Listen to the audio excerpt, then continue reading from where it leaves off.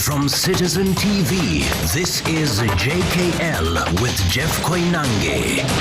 And welcome to the second Wednesday in March, on the day that we are walking, like literally walking, with the county governor from Trans Nzoia, George Natembeya. He's going to be on the bench. He's the journeyman. We're going to ask him all sorts of questions. Is he in Linda Monanchi? Is he in No, not sure, but yes. We're not sure. He has coined relatively yes a movement that he calls Tawe movement. Tawe, which means stop, right? No, it means no. Oh, yeah. Tutaona. Natembeya is in the house. He's already arrived and was waiting for him. We've got a great show for you tonight. Start tweeting at Koinange Jeff. At Ayub Abdikadir. At Citizen TV. The hashtag is JKLive. JKLive begins right now. Tonight. The other day, my colleague here, is it called bearings? No bearing. The front wheels came out. The front wheels flew out. God forbid we could have had breaking news. Give us 800 million shillings. IEBC needs funds for voter registration, pay severance, vehicles and by-elections. In conclusion, we have given a score of 1 out of 10, which is a very generous score. They are lying to you. Linda Mwananchi faction dismisses progress report on 10-point agenda between ODM and UDA parties. Demanding accountability. U.S. human rights group demands action against state officials in RSF Kenyan passport scandal as government stays silent. I fired in the air. The hotel had a lot of guests and we did not know what these criminals will do. A rent dispute turns violent as goons storm former PS Irungu Nyakera's hotel in Kisumu County.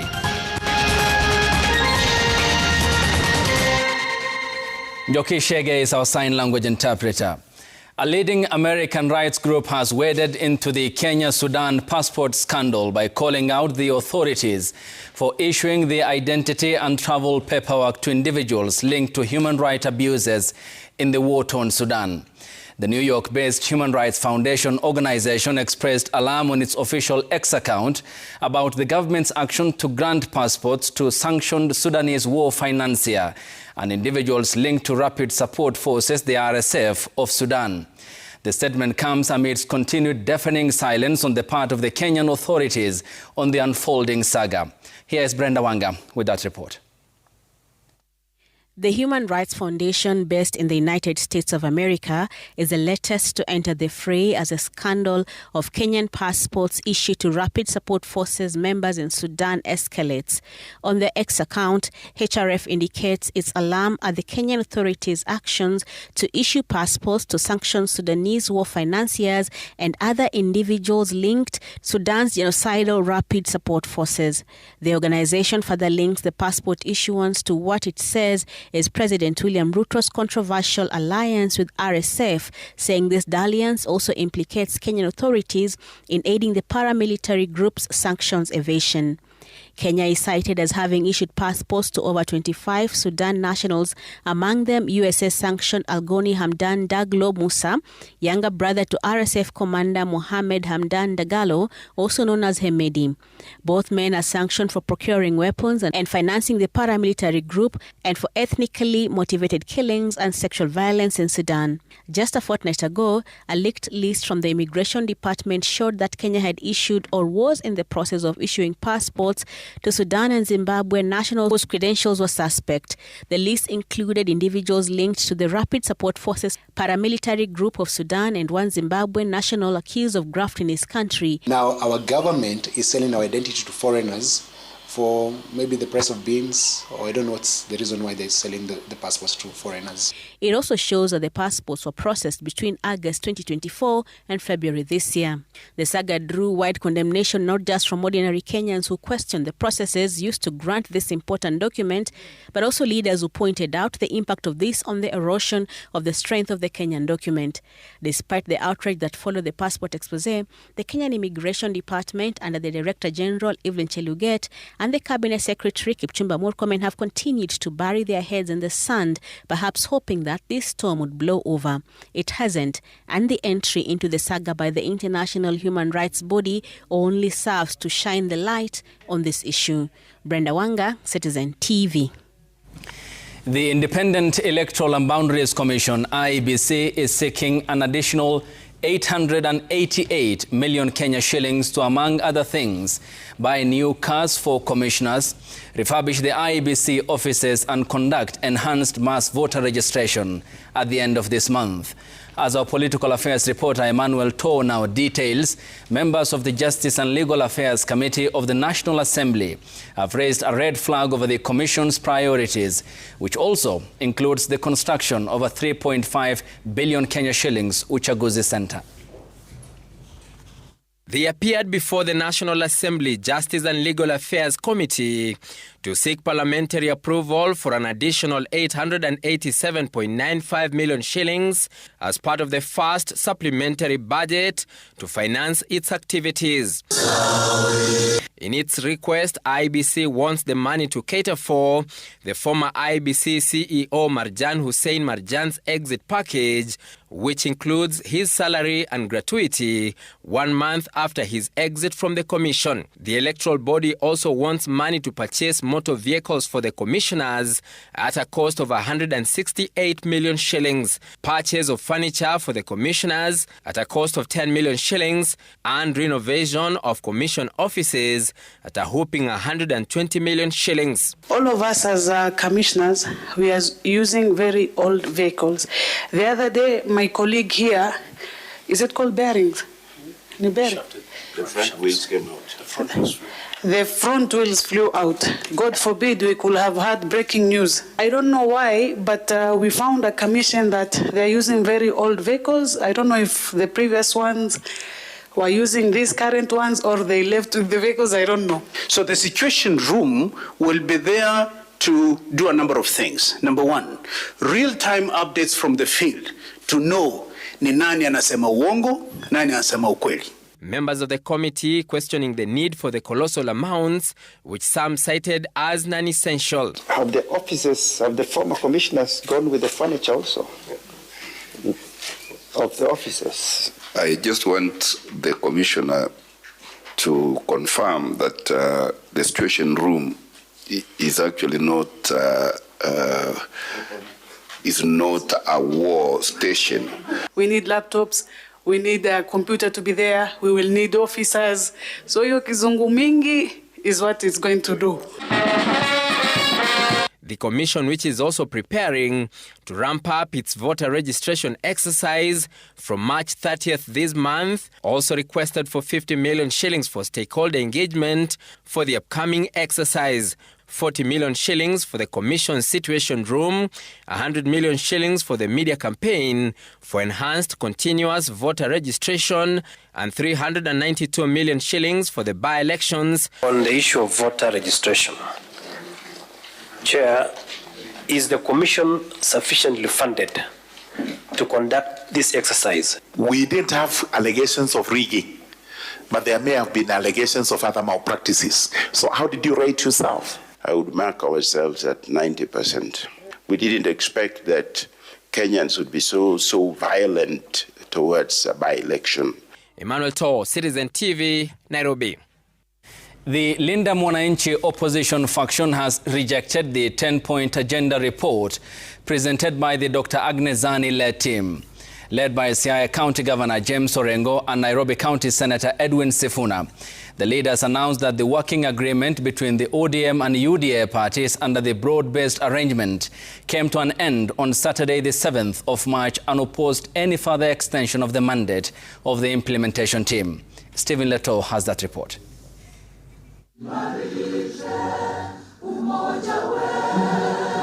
hours after the unveiling of the 10-point agenda report at the KICC, the Linda Mwananchi team have come out to dismiss the report, terming it an embarrassment and a letdown to the spirit of the broad-based government arrangement envisaged during the signing of the memorandum. In conclusion, we have given a score of 1 out of 10. On a scale of 0 to 10, I want to say that the government has scored -1. The Linda Mwananchi leaders rejected the Agnes Zani report, saying it did not address all issues raised, including the compensation of youth killed during the anti-government protest dating back to 2017. 50 youth were killed. How did they arrive at 2 billion? How did they do the assessment? We also have so many of our youth who are languishing in prison. If you count the number of political rallies and gatherings that have been attacked and broken up violently since the signing of the MOU, they are actually, it's embarrassing. Everything that was released yesterday was all gibberish. It was all balderdash. It was neither important nor detailed. The detailed parts were not important, and the important parts were not detailed. The leaders accused the President Ruto Oburu Oginga-led parliamentary group meeting of turning into a manifesto speech of what the Kenya Kwanza administration has achieved. The Kenyan government can still not tell us as of today how much money we owe, who we owe that money to, and what that money went for. Right now we have a debt of 12.3 trillion Kenya shillings. Out of that, 6.8 trillion is the domestic debt. Then 5.5 trillion is the foreign debt. They now say that the marriage between ODM and UDA has hit rock bottom. The 10-point agenda, in my view, was a ceasefire document. Ceasefire is over. The ceasefire is over. There is no longer any document binding us with UDA. We will pursue the dream of Raila Amolo Odinga, which is envisaged in the 10 points agenda to the end. The ODM leadership, speaking in Homa Bay, however, defended the report released yesterday, saying it is work in progress, affirming that the 2 billion shillings set aside for compensation of victims of protest has been delayed by the ongoing court cases. And with money that we now already are going to have in the supplementary budget, we're going to be one of the few countries in the region that will actually implement a compensation program for victims of post-election violence or other forms of police brutality. Stephen Leto, Citizen TV. Yes, Jeff. All the way. From there we go straight. We're Natembeya, walking with Trans Nzoia County Governor number 2026, George Natembeya. Good to see you, sir. Thank you so much for coming on. Pleasure, pleasure. You saw the story there about Linda Mwananchi. You have been in several of their events.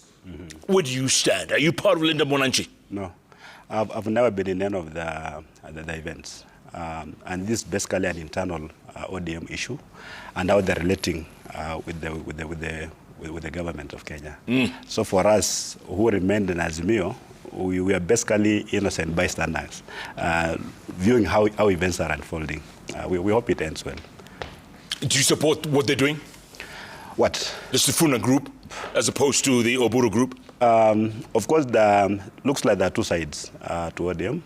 One is supporting the broad-based government, that's led by the interim party leader, Oburu Odinga, and this other faction led by Sifuna and Orengo, who are not for the broad-based arrangement. Yeah. We are watching. Basically, if it worked very well, would have wished that ODM gets out of the broad-based government and comes back to Azimio, because we were together when we were looking for votes. Yeah. That arrangement where the late Raila Odinga went into government, some of us did not support it, and the people who are opposing it, even from within, are basically echoing the view that we had when the Honorable Odinga joined the President William Ruto. By the way, Gov, ODM, this Linda Mwananchi, has all the hallmarks of a political party. They're displaying everything about a hallmark of a political party. Is that where it is going right now? Do you think they're heading towards becoming a new political party? My personal view on that will be that it's a disaster. because the view they're expressing, they're basically views of the opposition. And as the opposition want to be united. If they branched off and formed another wing of the opposition, they're going to reduce our votes and inadvertently help Ruto get another term. So for me, I'll greatly discourage that kind of direction. Yeah.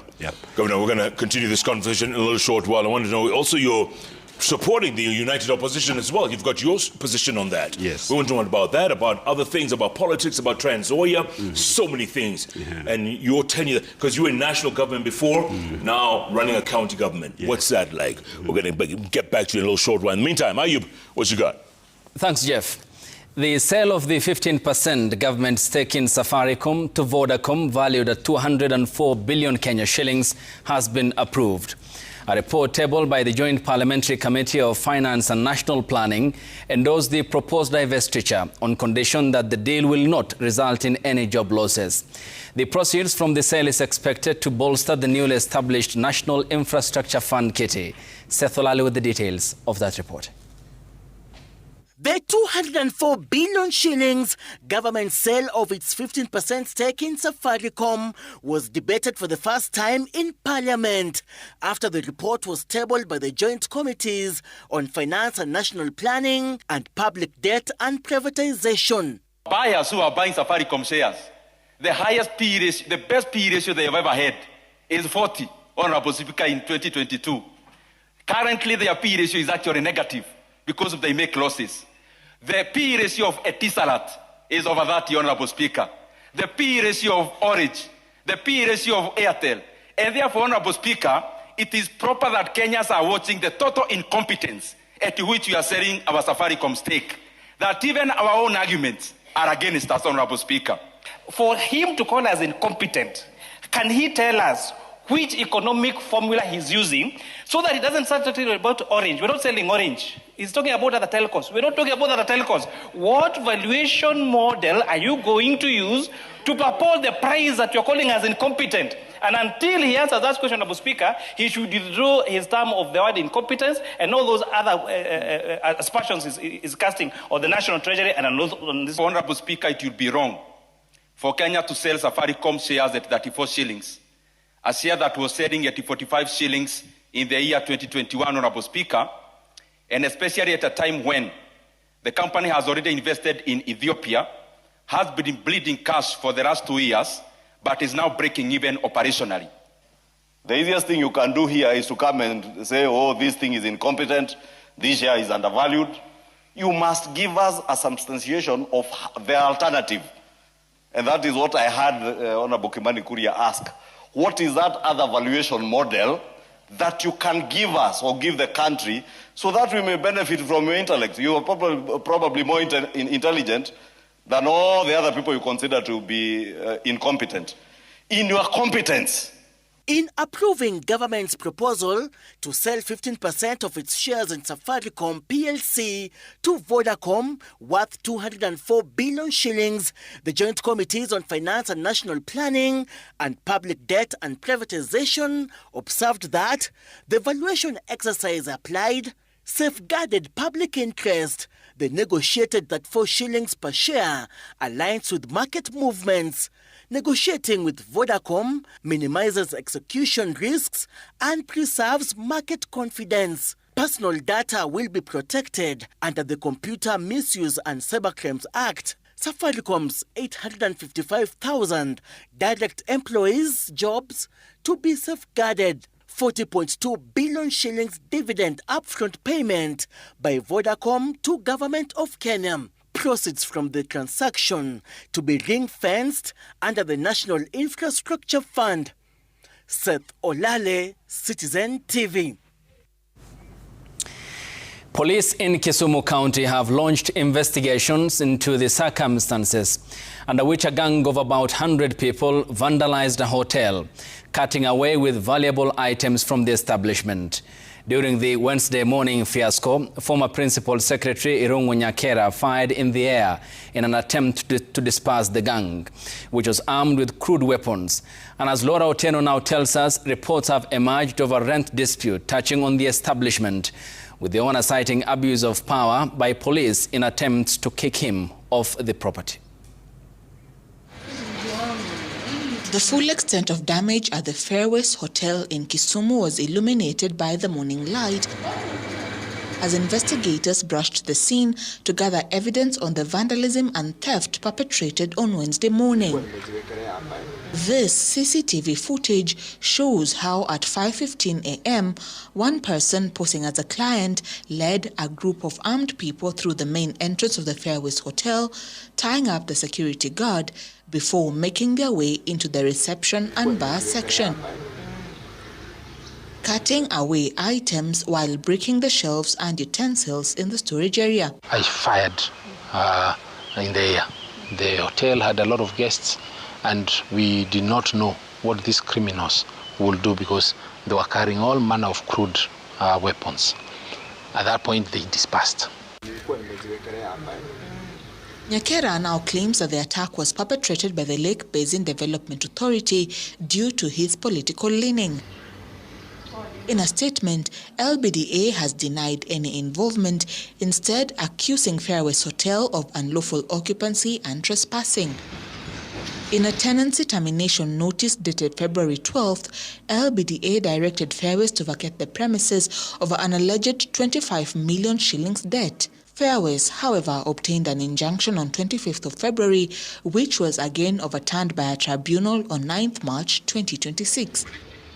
Nyakera, however, claims he has been servicing the debt and is being elbowed out in favor of a senior government official eyeing the property. There's absolutely nothing that anybody can use outside the law to access the property. If the law comes in and says, Nyakera, you can leave the property, I will leave it, because I'm a law-abiding citizen. If somebody else wants the property outside the court, let them come and see me. Let them bring me an offer. Tell me you have invested 235 million shillings. We want to pay you 235 plus Y. Police are now seeking the people seen vandalizing the hotel. Laura Otieno, Citizen TV.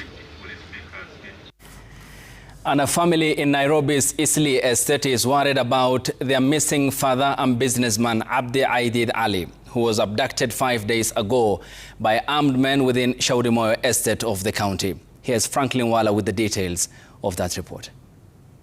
This renowned businessman Abdi Aidid Ali was allegedly abducted by armed gunmen on the night of 7th March while within Shaurimoyo in Nairobi's Eastlands. His distraught son Jamal Abdi says the family has known no peace since the abduction of their father happened. At the junction of Shaurimoyo and Yusuf Haji Avenue, he was ambushed by two cars, two SUV Prados, one white, one black, as the witnesses who were there. One lady who was there at that time told us around 8 men with jungle green uniform and rifles came out with masks.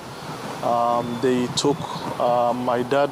At the time of his abduction, Abdi Aidid was driving to the mosque before he was intercepted by two vehicles whose occupants were armed men. The men bundled him into one of the motor vehicles and disappeared with him, leaving his car on the road. Moments later, his mobile phone was switched off, leaving the family in agony, unaware of what could have happened to their father. And until now, we've been going from one office to another in terms of security agencies, and we're not getting any response from the security. So what we are appealing for is for the governments and the security agencies that deal with these issues to please tell us what is going on. We are not suspecting anybody. All we want to know is, there is a government, there is a security agencies, there is police. We want them to tell us where Mzee is. Abdi Aidid is the owner of two local hotels in Eastleigh and Parklands. The family says he is a well-known philanthropist who has helped the local community in Eastleigh steer development projects, among them the construction of California Police Station. His son says if the government wanted his father, they could have summoned him. They are not sure about whether the 52-year-old is in the hands of the government or criminals. He's a developer. He's a businessman. He's a business who employs a lot of Kenyans. and it is somebody who is very known in the community. So he was not someone who should have been taken like that. If he could have been someone at any police station, he's somebody who would have gone there at his own willing. In just 1 week, 2 renowned businessmen in Eastleigh have allegedly been abducted by armed men. The Abdi Aidid alleged abduction case was reported at Shauri Moyo police station, and the police say investigations are still ongoing. Franklin Wala, Citizen TV. And 9 people killed in Monday's tragic accident along the Kitale-Webuye road will soon be laid to rest. But for 2 grieving families, the pain is compounded by the burden of funeral expenses. One of the families lost 6 members in the unfortunate crash, while several survivors remain hospitalized at Webuye County Hospital nursing serious injuries. Laura Otiena tells us of a village struggling to come to terms with the devastating loss of 9 lives in a single day. A blanket of grief hangs over Sipala village in Bungoma County. Across homesteads, wails rise into the high heavens as families grapple with the reality of the phantom of death sweeping across the village. It all began when 23-year-old Gravin Fundia left home on Monday evening to pay a debt to one of the neighbors. Alipofika huko kulipia hiyo teni, alikuwa anarudi nyumbani na mapikipiki nayo kutoka kule juu Kitale ikapita na yeye. Mama alipotoka huko, hata mwenye anaenda kulipia teni pia kuja kuangalia kushuhudia nini inaendelea, pia naye hiyo gari ikapita nayo. Fika pale, hiyo transist iliweza kutokezea. Wale waliokimbilia kwa mkono wa kulia waliweza kufariki, na wale wenye tuliingilia kwa mkono wa kushoto ambao ni kwa barabara kwenyewe katikati tuliweza kupona. 3 other relatives also died. The clan is now grappling with the burial plans for 9 people as well as piling hospital bills. Ndugu yangu mdogo ameumia, yuko hospitali. Msichana yangu ako na spinal injury, inafaa tena ashughulikiwe. Bibi ya ndugu yangu ako na kichwa, yalipasuliwa kichwa, inafaa tumfanyie scan na afanyiwe further medication. Kwa hivyo yani tunahitaji hela ndani yetu katika kijiji hiki. Sijui tufanye nini. Hata tukisimama kuachira kupanga mpanga atutuchange tusika watu wetu hatuwezi. Hata karama tu ya mazishi peke yake hatuwezi. Even with the grief, these families are seeking assistance to accord their kin a distant send-off. The Monday night accident killed 15 people while leaving 16 others with injuries. Laura Otieno, Citizen TV. Time for a break here on the broadcast. And here is Jeff. You're laughing. Why are you laughing, man? I'm here, man. I'm here. And guess who else is here? Yeah. He's Natembeya all the way from Trans Nzoia County. The journeyman. George Natembeya, Governor of County number 026, Trans Nzoia County, is in the House answering all kinds of questions. Is he part of Linda Mwananchi? Is he part of the United Opposition? What are his goals? What are his thoughts after coming from national government to county government? Yeah. A lot of questions. I know you have a lot of questions for him too. Keep tweeting at Koinanga Jeff. At Ayub Abdikadir. At Citizen TV Kenya. The hashtag is JKLive. JKLive takes a break. We'll be back in a moment. In the meantime, coming up.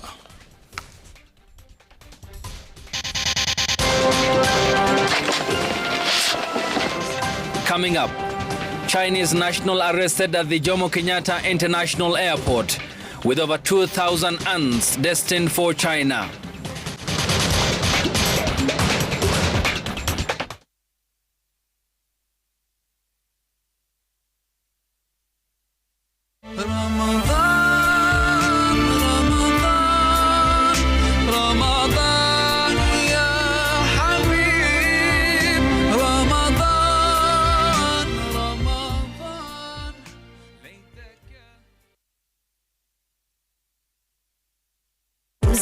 Sipati maguta, keja kwa mtaa mambo fiti.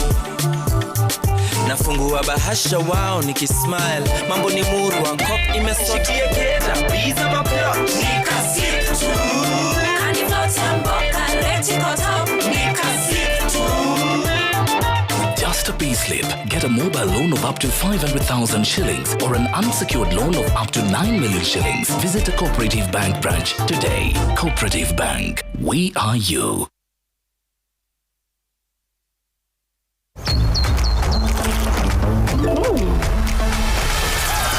Some kids are just a step ahead. The winning difference? A spoonful of Blue Band. The only one with the right levels of omega-3 and 6.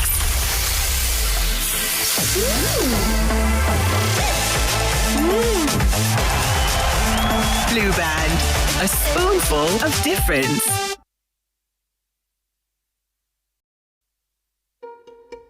Who manages your wealth, legacy, and connects you with investment opportunities in Kenya and globally? At Standard Chartered, family businesses, business owners, and corporate executives have entrusted us with over $2.3 billion. As the only international bank in Kenya, we bring you global expertise and a wide range of investment solutions right here at home. Your wealth is guided by certified relationship managers who are supported by insurance and investment specialists. Because growing your wealth is not about chasing hype. It's about clarity, transparency, and long-term value.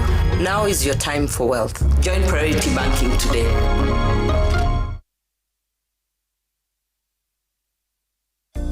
To soothe irritated and dry skin, Vaseline's healing power is able to penetrate beneath the surface of the skin. This is because Vaseline is made with unique blends of waxes and oils that melt into the spaces between skin cells. This promotes natural moisture regulation to deliver effective skin protection against dryness. Use Vaseline because it is the first step to maintaining natural, healthy-looking skin.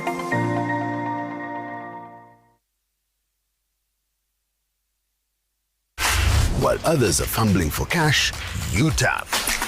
And for everyone still stuck counting cash, they're behind. But you've got Premier Tap. Just tap, move, live. Thank you very much. Join the Tap Life. Be part of the future that's here now. No cash, no card. Just tap.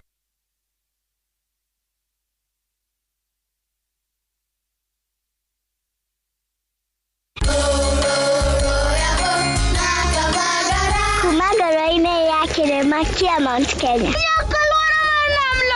Raha Premium Kavagara na Raha Premium Gano ndio kibuko yako. Emelok nanana lelelek yara tanale. Anela takage kana kerenja sietu. Na ukatika na kilaba ndvanti ya Kenya. Igun agenge en member Kavagara Club.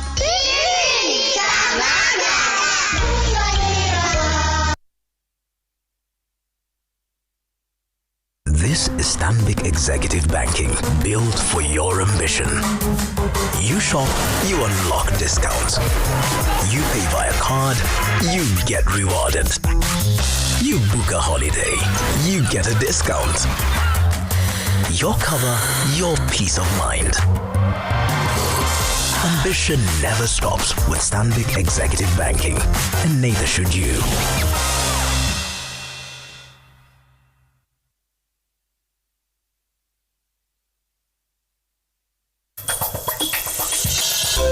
Aliniambia hata yeye amepiga simu kwa kiwanda, akaambiwa kiwanda kimejaa maembe.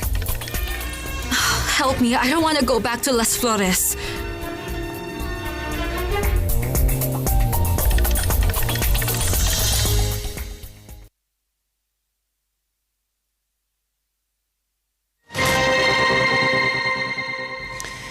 Thanks for staying with us. You're watching JKL. Farmers in the county of Trans Nzoia are raising the alarm over a fertilizer shortage as the planting season gets underway. Agriculture CS Mutahi Kagwe says the government will pay fertilizer supplies soon amid fears of hoarding due to lack of payment. Melita Oletenges has that report. It is planting season in Trans Nzoia County, and many farmers have already begun preparing their farms. But in Ngonyek area of Cherangany constituency, a farmer, Mark To, says he is ready to plant, yet lacks a crucial input needed, fertilizer. Tumetayarisha shamba zetu, ni msimu wa upanzi, but mpaka saa hizi hatujaweza kupata mbolea. Tumezoea kutumia mbolea aina ya mavuno na OCP. Tumeenda NCPBD kwa muda mrefu tukiwa hapo tukipiga foleni, tukirudi nyumbani kila siku.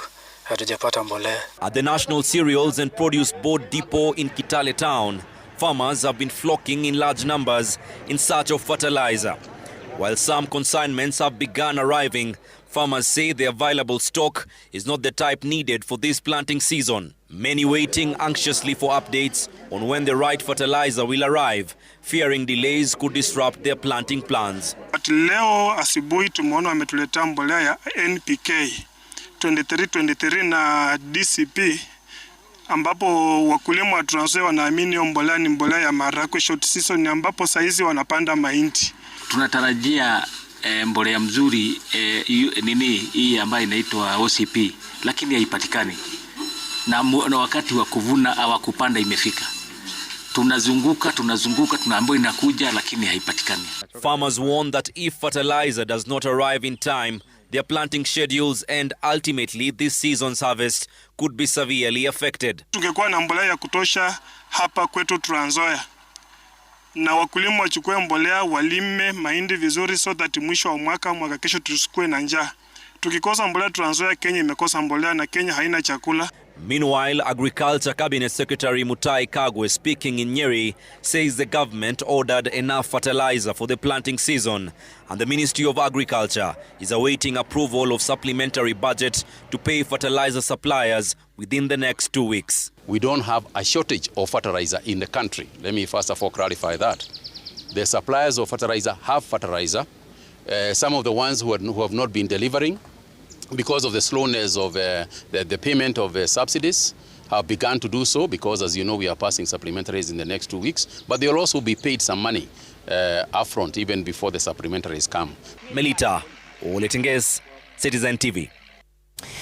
The Ministry of Environment, Climate Change and Forestry has deployed artificial intelligence-enabled sensors to monitor air, noise and water pollution in real time. Launched through the National Environment and Management Authority, NEMA, the system will help authorities track emissions from factories, power plants and other industrial activities, key contributors to the rising respiratory illnesses, especially in urban setups. Environment CS Dr. Deborah Barasa says the technology will strengthen pollution monitoring and enforcement. Here's Emily Chabet with that report. Air pollution continues to pose a growing environmental and public health threat in many urban centers across the country. Emissions from factories, power plants and other industrial activities are increasingly linked to the country's rising disease burden. But according to NEMA, the lack of real-time monitoring has often meant responding to pollution only after the damage has already been done, leaving regulators a step behind environmental violations. According to Environment Cabinet Secretary Dr. Deborah Barasa, the newly launched Kenya Online Continuous Emissions Monitoring System is set to transform pollution control, shifting authorities from reactive enforcement to proactive real-time prevention. It is expected that COSEMS will enable NEMA to deploy real-time monitoring equipment to selected facilities for environmental quality monitoring, to assess the performance of the real-time monitoring equipment for air quality, noise and effluent quality monitoring, and to check the sustainability of real-time monitoring equipment for environmental quality data collection from industries for informed decision-making. These sensors will be installed at high-risk industrial facilities where they will continuously track emissions. Once pollution levels exceed the set limits, the system automatically sends alerts to NEMA's control room and the industry responsible, triggering immediate corrective action. The sensors shall be placed in all the industries that for the first phase we have selected. So we shall have what we call the ambient air monitoring sensors, which will be placed on the fence sites of these industries.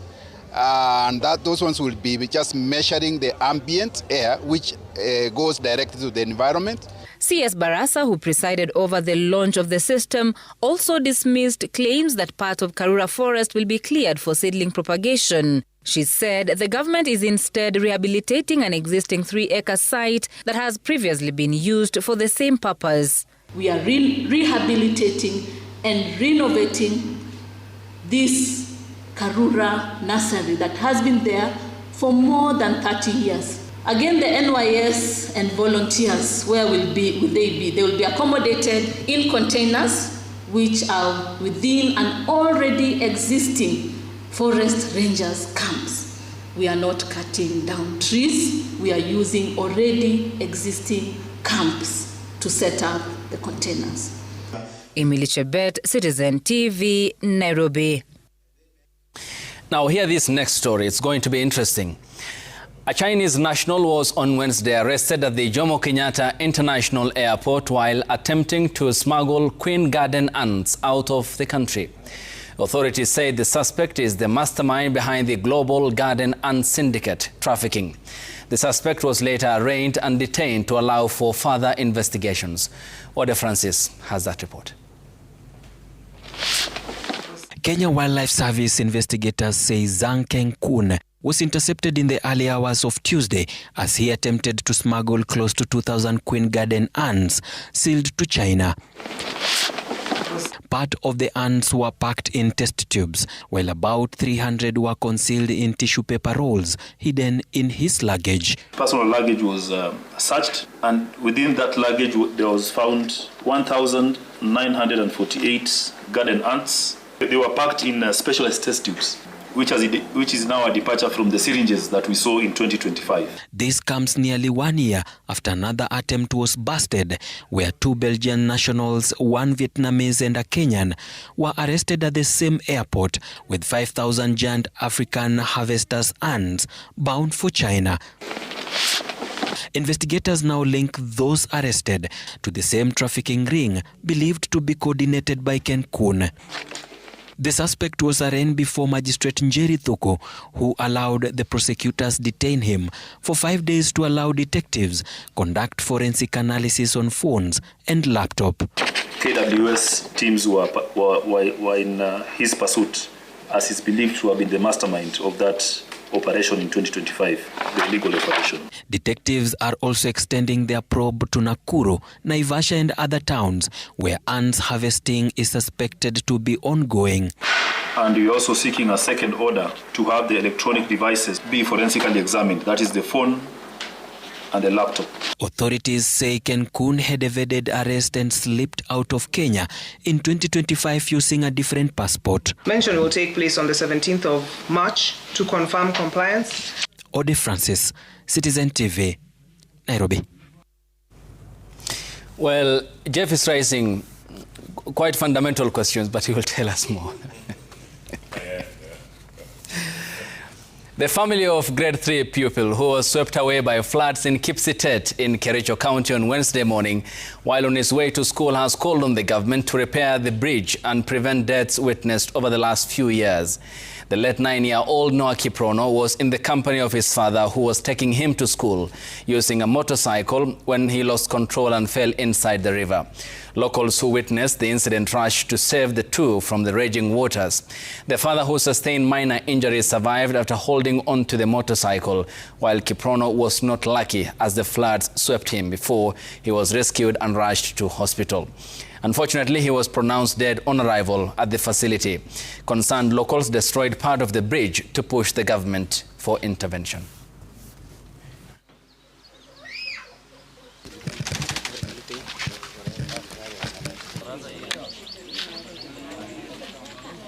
Wakati walivuka pia mimi nikasema wacha nivuke. Kwa bahati mbaya nikaenda the wrong side, nikaanguka kwa bridge, mtoto akaanguka na akaingia ndani ya bridge. So nikatoka mbio nikajaribu kwenda kutafuta mtoto. Tukao na wenzetu ambao walikuwa hapo wakatusaidia kuretrieve mtoto, tukamchukua mbio tukamkimbiza hospitalini. Asubuhi nilikuwa naambia watoto msipitie kwa hiyo mtoni sababu maji ilikuwa imejaa, nikamwambia wapitie njia ya juu. Sasa wakati niliposikia hiyo nduru nikakimbia mbio, tukakimbia, kila mtu alikuwa anakimbia tukipika nduru. Mwaka jana tulipata kupoteza watu wengine 3. Huyu mtoto ni 4 kufa kwa maji kwa hiyo bridge. Sababu hii ni barabara ya national government ya Kera. Ningependa kuuliza Davis Chirchir ambaye ni waziri wa barabara, ikiwezekana afike pale Kipsitet yaangalie ile shida wananchi wanapitia. United Green Movement presidential hopeful David Maraga has maintained his call on the youth to register as voters in the 2027 general election, telling them that this is the only way they will shape the country's future leadership. The former Chief Justice who traversed the counties of Murang'a and Kirinyaga on Wednesday also took a swipe at President William Ruto, who accused of presiding over a failed state by allowing deep-rooted corruption in critical sectors that affect Kenyans directly. Maraga at the same time told Kenyans that the next year's elections was second chance for the country to elect into office untainted leaders and assure themselves of quality leadership as well as a return of looted resources. Kura ya mwaka ujao ni kura ya ukombozi. Ni Wakenya waamue kama mnataka tujikomboe au tuwe kama watumwa wa mtu mmoja na cartels yake. Kama mtu ameiba mali ya umma, tutafuatana na yeye aende kamiti kwanza, alafu ile mali amechukua irudi. Hiyo ndio njia peke yake Kenya inaweza kujikomboa.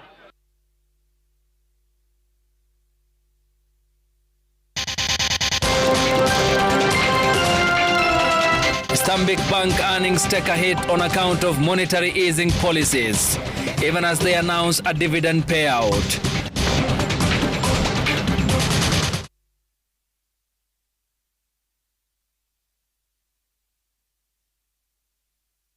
Achana na mbolea za DAP au urea zinazochoma na kuharibu udongo wako. Mavuno Fertilizer imetengenezewa hapa nchini Kenya na ni bora kwa kila aina ya mmea. Mkulima mwerevu anajua siri kuwa kwa miaka 40 sasa Mavuno imekuwa mkombozi wa mashamba yetu, kwani inalinda afya udongo na kuhakikisha unapata mavuno mengi na bora zaidi. Mavuno ni thibitisho la mafanikio. Boresha shamba lako leo. Mavuno Fertilizer, vuna zaidi na mavuno.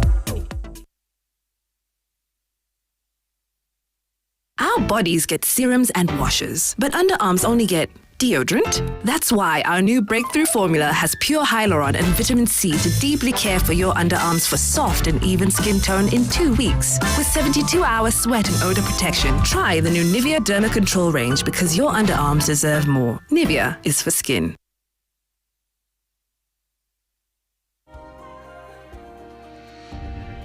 When I have back pain, I reach for 2 tablets of Panadol Extra.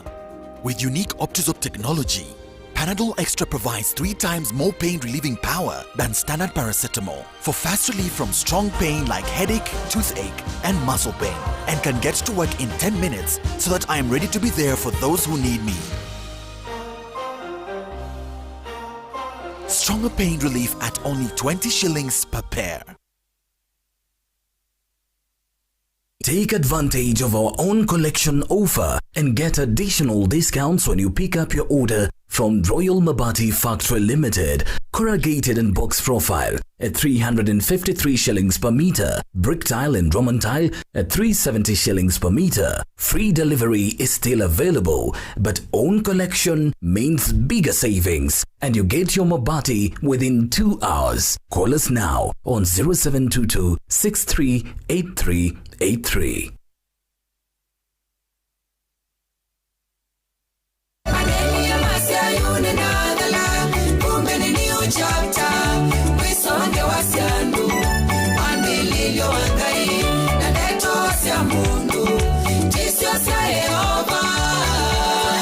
Wakati huu wimbo wangu kama sikisa tune yako, dial *860*277#. Kumbuka, Sikisa na Citizen ndio nyumbani kwa wasanii wote. kote nchini. Mbele tuendelee.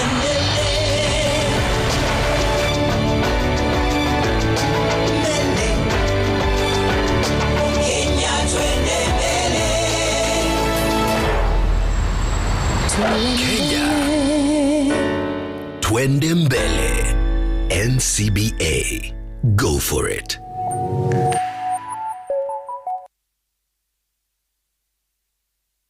Angamiza nyasi na magugu haraka na Thrasher 630 SE, dawa ya magugu ya mahindi inayoweza kutumika wakati wowote wa ukuaji wa magugu makubwa au madogo. Thrasher 630 SE inapenya na kufanya kazi kimfumo ikiingia ndani ya mmea kwa matokeo yanayoonekana. Lita moja tu kwa ekari husafisha shamba lako msimu mzima wa mahindi na kuifanya mojawapo ya dawa za magugu ya mahindi bora na ya gharama nafuu zaidi barani Afrika. Inapatikana katika maduka makubwa ya Agrovet karibu nawe. Lita moja, ekari moja, msimu mzima.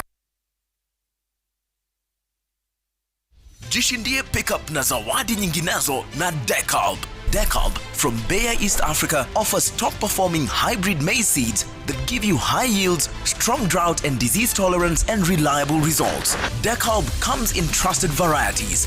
Buy genuine JKLive seed from your nearest Agrovet, scratch SMS to 1393. You could be a winner. JKLive, mafanikio shambani. Terms and conditions apply. Licensed by BCLB. Looking for a course that leads to real opportunities? Join Thika Institute of Business Studies today. We give you the perfect chance to pursue your dream career in hospitality, journalism, health sciences, ICT, cosmetology, fashion and design, business, engineering, tourism, driving, and many more. At Tibbs College, learning goes beyond the classroom with practical training and attachment opportunities that shape your professional journey. Tibbs College, the highway to future success.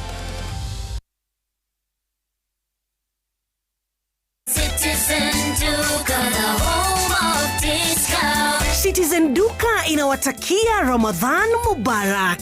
Tumia muda mchache sokoni na muda mwingi kwa mambo yenye umuhimu zaidi. Bidhaa muhimu na halisi tena za kuaminika kwa bei nafuu, zikiletwa hadi mlangoni mwako. Fanya oda sasa kupitia Citizen Duka app ama kwenye tovuti ya citizenduka.com au tuma agizo lako kwa WhatsApp kupitia nambari 0710 487 487. Citizen Duka, the home of discount.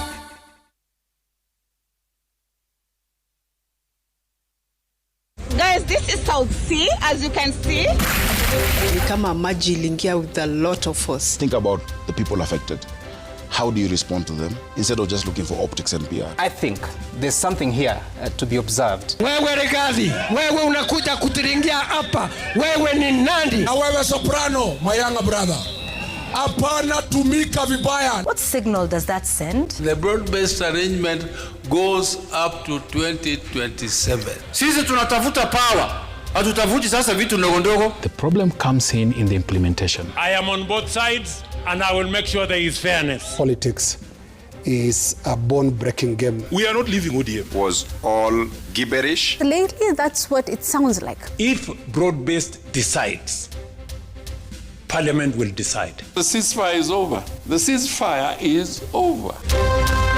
News Gang every Thursday at 9 p.m. Don't miss it.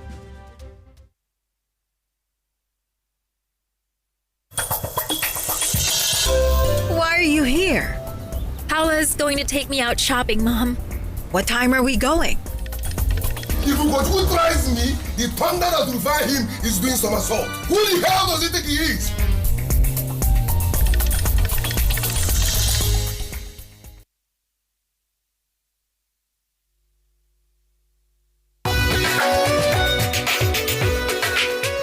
Business News brought to you by Safaricom Business.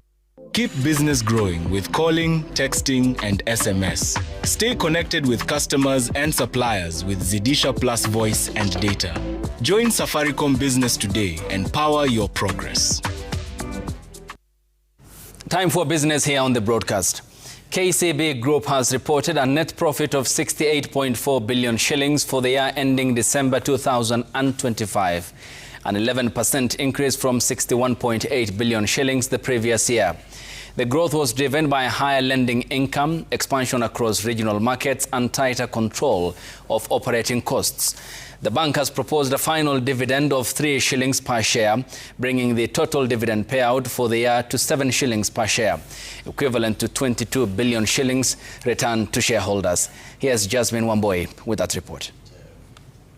We stand. KCB Group delivered steady growth in 2025 with a profit after tax of 68.4 billion shillings. We maintained a healthy performance in 2025, marked by improved profitability, a resilient balance sheet, and stable capital levels. When we stood in, I can't remember where we announced results last year, and announced that our PAT was 62 billion, including our external auditors. They actually told us, you have your work cut out for you in 2025. To repeat that performance is not going to be easy. So I'm happy that the team pulled together and managed to actually grow the PAT. Total income rose to 213.8 billion shillings, supported mainly by stronger earnings from loans and other interest-earning assets. Net income increased 8% to 148 billion shillings. Non-funded income dipped 3%. The bank's lending business continued to expand, with gross loans and advances growing 16% to 1.25 trillion shillings as the lender increased financing to households and businesses across its markets. Customer deposits also grew significantly, rising 15% to 1.59 trillion shillings. As a result, the group's total assets increased by 9% to 2.15 trillion shillings. This even as the bank acknowledges risks ahead. None of us anticipated the USA, Israel, Iran, maybe is it tiff or war, depends on what you want to call it. And while we think if it is short term, if it ends sooner, we don't have much worry. But if that runs for long, then we know what that means. So that's a significant risk. Cost management also supported profitability during the year. Operating expenses fell 3% to 90.5 billion shillings, helping lower the bank's cost-to-income ratio to 42.3%. Even so, loan impairment charges rose 8%, although asset quality improved overall, with the non-performing loan ratio declining to 16.9% from 19.2%. The stock of bad loans dropped to 211.8 billion shillings. That's the lowest it has been since we announced the 2021 results. So from 2021, we've been trending up, and now we've finally started coming down. Regional subsidiaries contributed about 29.5% of the group's profit, equivalent to roughly 20.3 billion shillings. The return on equity stood at 22.5%, while shareholders' equity rose to 331.5 billion shillings. The board has recommended a final dividend of 3 shillings per share, bringing the total dividend payout for the year to 22 billion shillings, the largest distribution to shareholders in the bank's history. Jasmine Wambui, Citizen TV. Stanbic Bank has also posted a net earning of 13.7 billion shillings for the year ending December 2025. The result reflects a marginal decline of 1% in the lender's profitability for the year. The bank's management says the results reflect positive growth compared to how the year began, with the lender posting negative growth in the first quarter.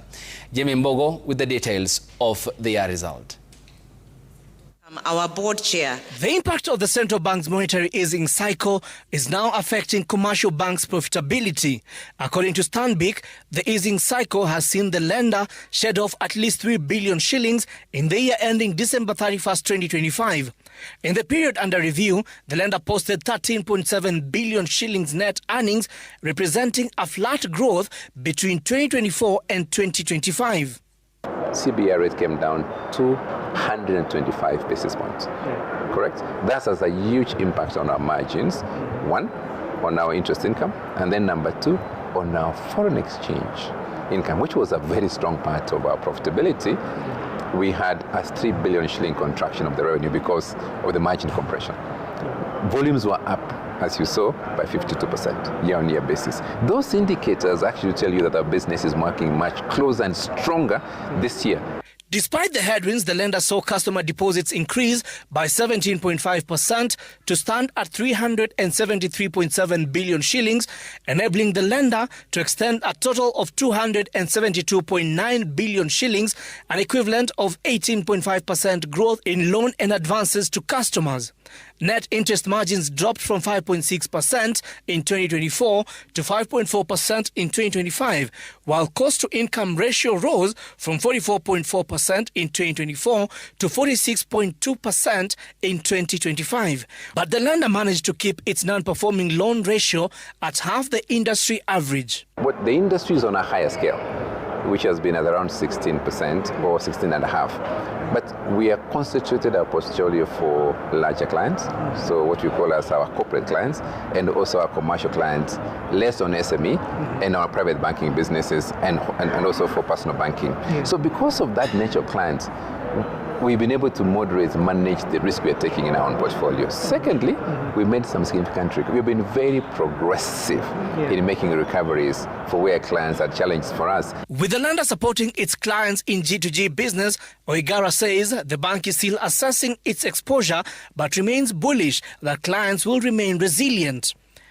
The bank is set to issue a dividend payout of 18.55 shillings per ordinary share, amounting to over 17 billion shillings in total dividend payout. Jimmy Mbogo, Citizen TV, Nairobi. Farmers in parts of Baringo County have long borne the brunt of recurring droughts, often losing livestock to pasture shortages during the dry seasons. But in Molosirwe in Mogotio sub-county in Baringo County, a group of farmers is rewriting that story by turning to hay farming as a buffer against climate shocks. As Dennis Oteno now tells us on this week's Smart Farm, what was once a cycle of loss is now a model of resilience.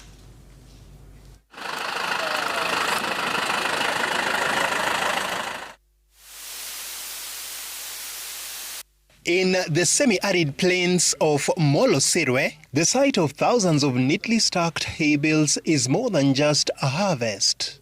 It is insurance against drought.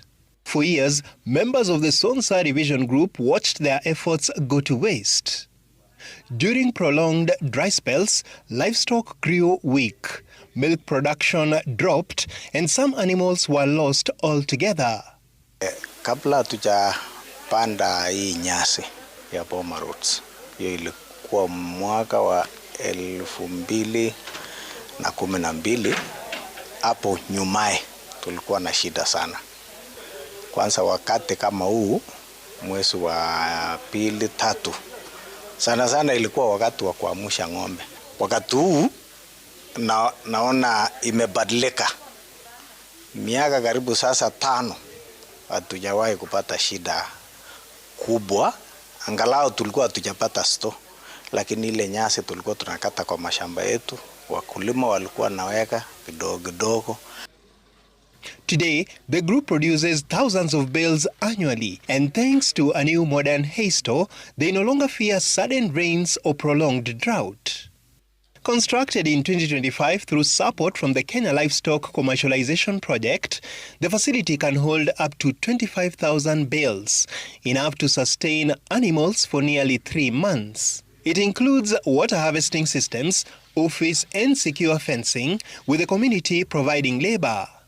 A group direction when you is the right direction, because during the dry season, they lose a lot of animals, and this is when you require just a small amount of feed and water. In this group, I'm very sure what they are giving their livestock is just so 2 animals can share in 1 bale, and so long as they get water, we'll be able to maintain the animals. The group has also embraced zero grazing units, feeding cattle in confined spaces using harvested Boma Roads grass cut at peak nutrition. Tulipoingia kwa kikundi tukaona kuwa kuna faida kubwa sana kwa teknoloji yenye tunaelekea hii ya ku practice zero grazing unit. So kabla hatujafenja kwa hiyo zero grazing unit, tukaona kuwa kumbe inalishwa totally grazed kwa ina confined unit. Tukaona ya maana kuwa ni mzuri tukiwa na nyazi zetu aina ya pomerods na tunakata kwa wakati iko nutritious sana, ndio to maintain the quality na to increase the production. Healthier animals now fetch better prices in the market, and milk production has improved, with farmers reporting prices of up to 60 shillings per litre locally. Women in the group are also taking the lead after receiving training from county extension officers. And those women have become experts. Napata mama in a season ya harvest anachota mpaka 20,000. Dennis Otieno, Smart Farm.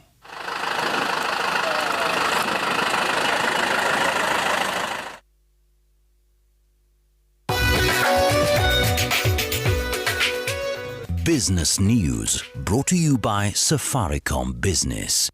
Keep business growing with calling, texting, and SMS. Stay connected with customers and suppliers with Zidisha Plus voice and data.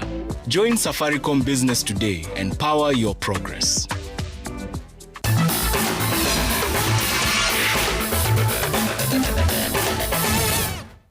In sports, the 2026 WRC Safari Rally will be flagged off tomorrow by Deputy President Professor Kithure Kindiki in Naivasha.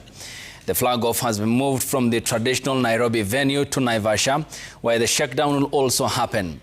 The shakedown is the first event in any WRC event, giving the drivers an opportunity to test their machines fully ahead of the first stage.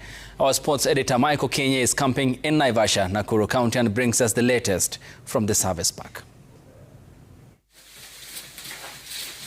The service park in Naivasha came alive with all teams busy on two fronts. They were putting the final touches on the car preparations ahead of what promises to be an interesting rally. Wednesday was also a day for scrutineering for all the cars that will take part in the rally for the next 4 days. Scrutineering basically is to ensure that cars rally in a safe manner as prescribed by the regulations, also to ensure that the drivers themselves and the safety equipment conforms to the regulations. Rally 2 cars were all required to pass through the scrutineering center with a team of qualified officials ensuring that all the cars meet the rally requirements. We started with the Rally 1 cars. Now those normally we do scrutineering at their pits.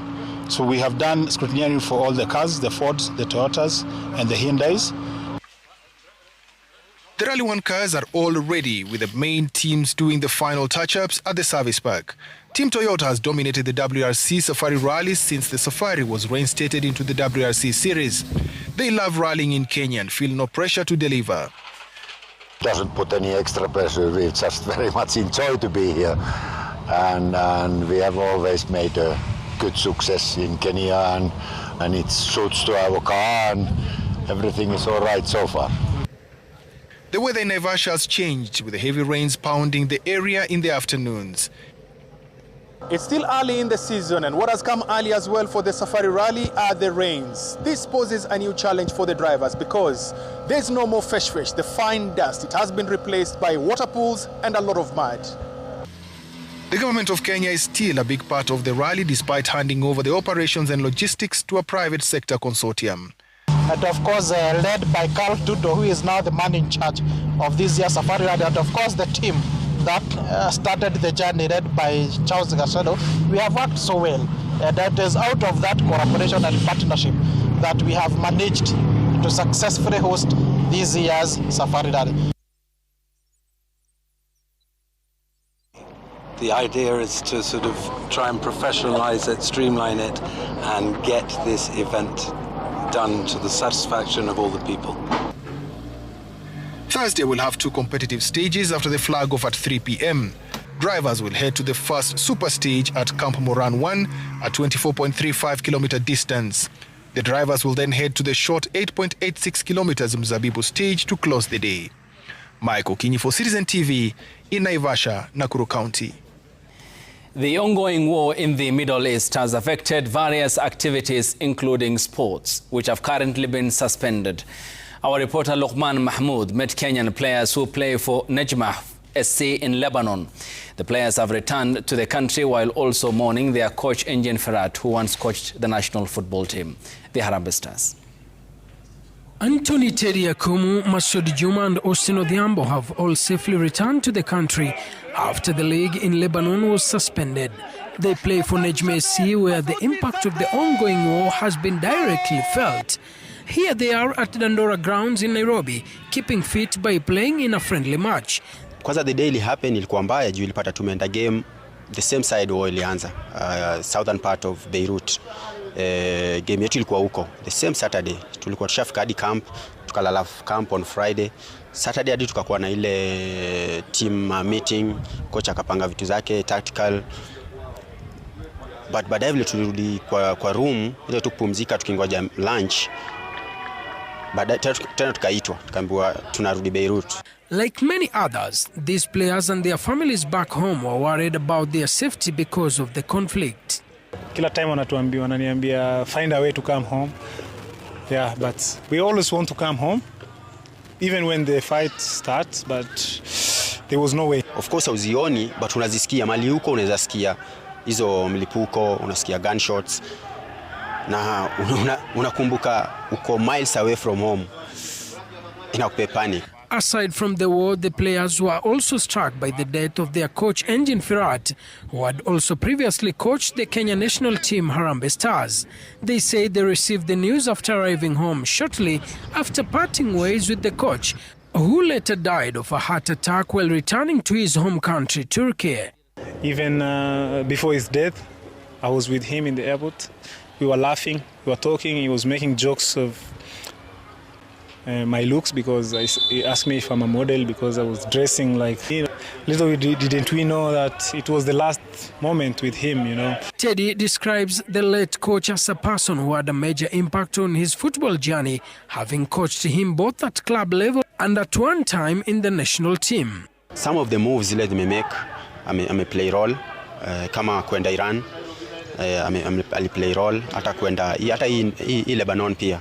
Kuna tu alicheza role yake, so mi nilimrespect sana na aliplay part big sana kwa football yangu na pia tu KYLive. Coach Engin Firat was buried on Tuesday according to Islamic rites. The players say they are determined to fulfill the dreams he had for Natembeya SCM. Luqman Mahmoud, Citizen TVM. As Nakuru Athletics Club prepares to host the 10-a-side rugby tournament in April, scheduled, the club will also use the opportunity to celebrate the attainment of 100 years since it was founded in 1923. According to the club officials, the anticipated tournament will encounter various challenges, including the ongoing rains. This will add to some entertainment, as playing on the muddy surface has always provided more entertainment for the fans. This year's 10-a-side tournament has attracted 40 teams from Kenya, Uganda and Sudan. Speaking in Nakuru during the media briefing, the retired Nakuru RFC players stated that the rugby team has been successful while nurturing many young talents in the community, with some of them scaling higher to playing for the Kenyan rugby national teams. They're all set and ready. This Easter holiday from the 3rd to the 5th of April. We're going to host all of you here in the Nakuru Athletics Club. The grounds are ready. The ground is super green. As you can see behind me, it's very lush. In other years, it's a little bit dry. But this far, we're still keeping on. We're still nurturing talent from the communities around. And we are proudly hosting 2 of the most successful tournaments in the rugby calendar.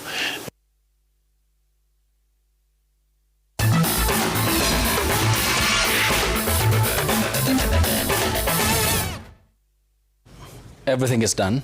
Absolutely. Except the bet. News done, business done, sports done. Jeff and the journeyman. The journeyman. Yeah, we are Natembeyaing with George Natembeya. The governor from Trans Nzoia County number 026 is in the house answering a whole bunch of questions. What are his political ambitions?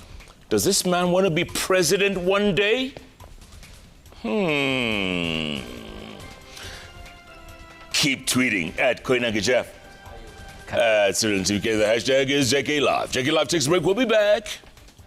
in a moment.